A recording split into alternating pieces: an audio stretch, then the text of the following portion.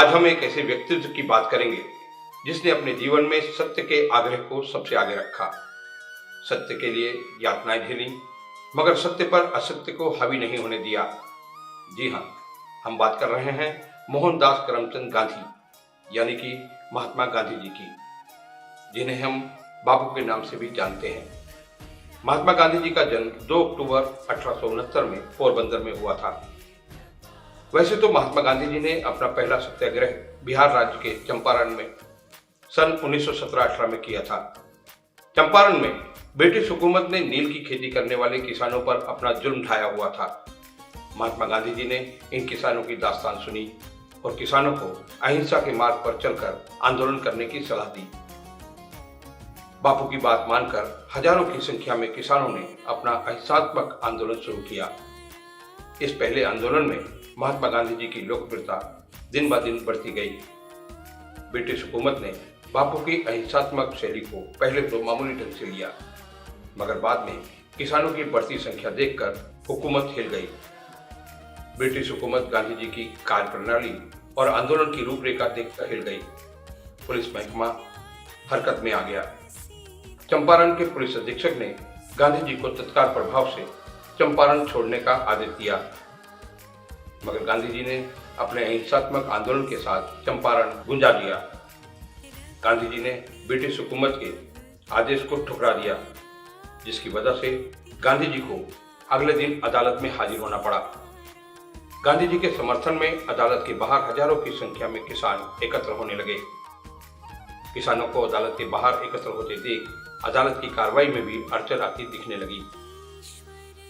गांधी जी के समर्थन में अदालत के बाहर एकत्र हुई किसानों की भीड़ को देखकर न्यायाधीश महोदय ने गांधी जी को बिना जमानत के ही रिहा करने का आदेश दिया। परंतु सत्य के लिए आग्रह करने वाले महात्मा गांधी जी ने अदालत के रिहाई आदेश को ठुकरा दिया और कहा कि यदि उन्होंने कुछ गलत किया है तो कानून के अनुसार वे सजा के भागीदार हैं, मगर अदालत ने अपना फैसला स्थगित कर दिया। चंपारण के इस अभियान ने ब्रिटिश सरकार की चूल्हे हिलाकर रख दी। पूरे देश का ध्यान चंपारण पर टिकने लगा। सरकार ने गांधी जी के सामने नतमस्तक होते हुए एक जांच आयोग बनाया। इस जांच आयोग में गांधी जी को भी एक सदस्य बनाया गया।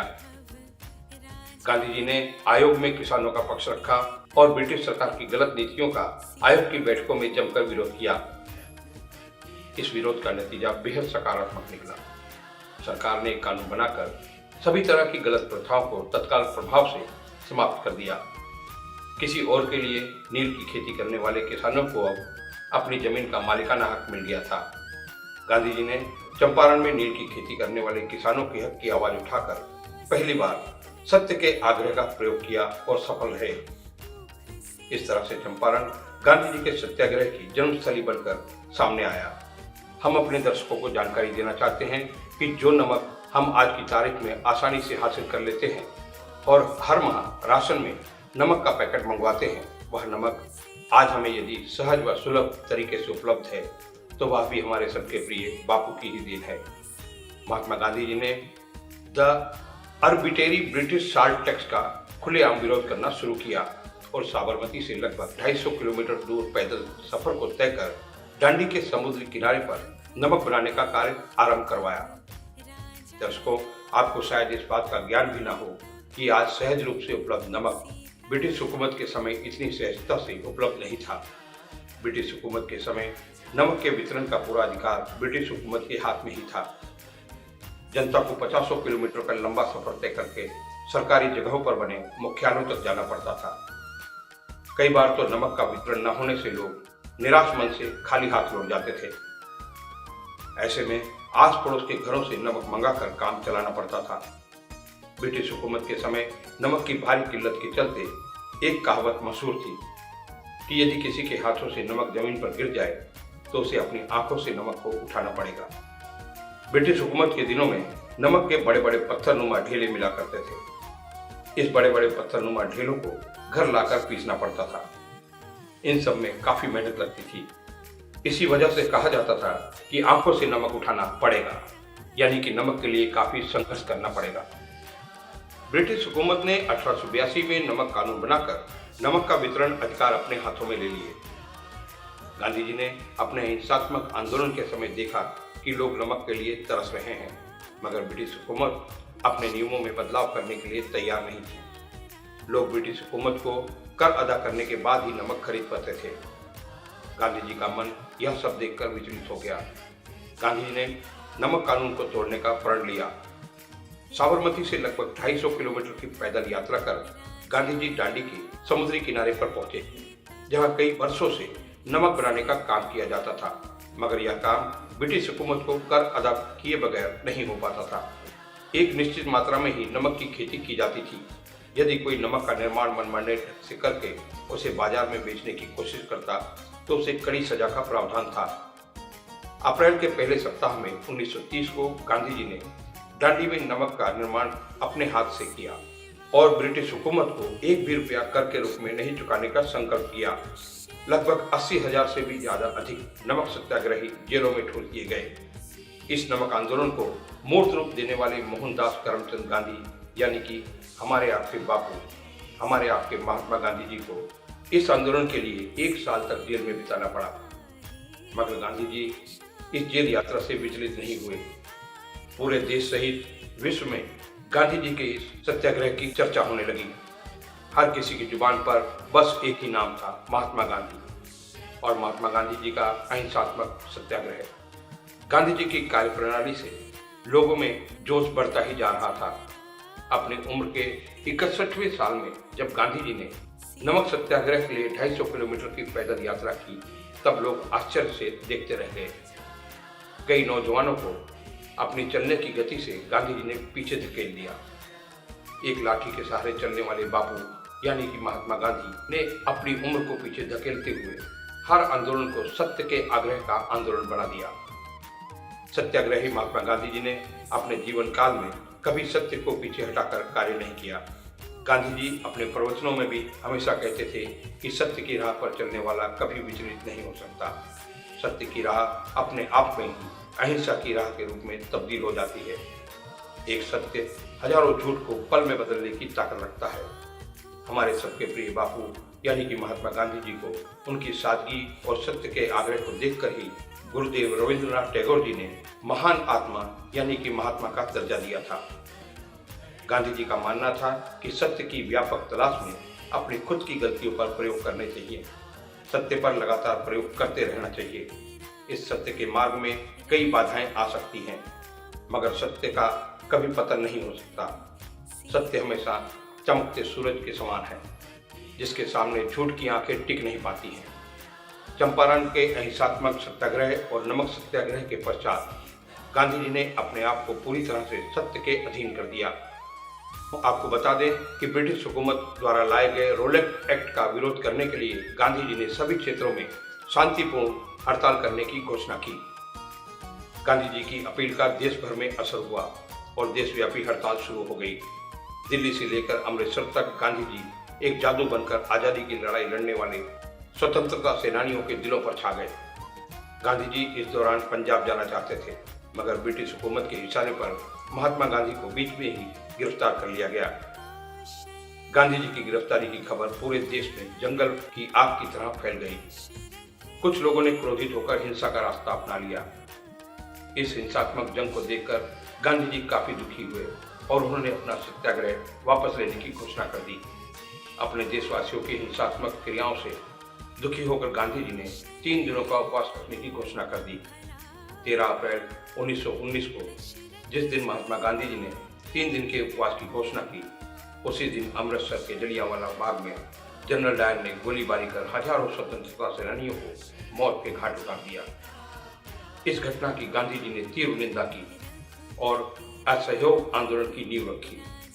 अपने असहयोग आंदोलन को गांधी जी ने पूरी तरह से अहिंसात्मक ही रखा।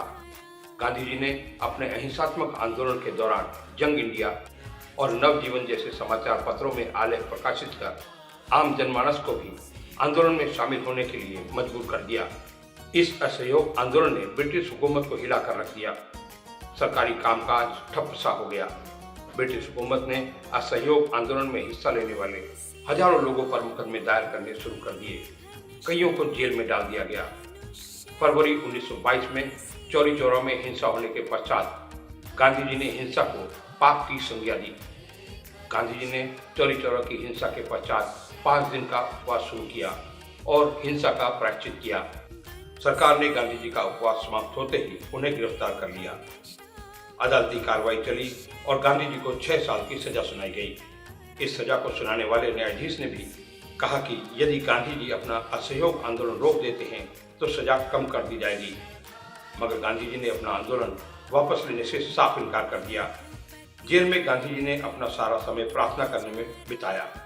इसी बीच जनवरी 1924 में गांधी जी एक्यूट एपेंडिसाइटिस नामक बीमारी से ग्रस्त हो गए। गांधी जी की हालत दिन ब दिन बिगड़ने लगी। ब्रिटिश सरकार ने गांधी जी की बिगड़ती सेहत को ध्यान में रखते हुए उन्हें पूना के एक अस्पताल में भर्ती करवाया।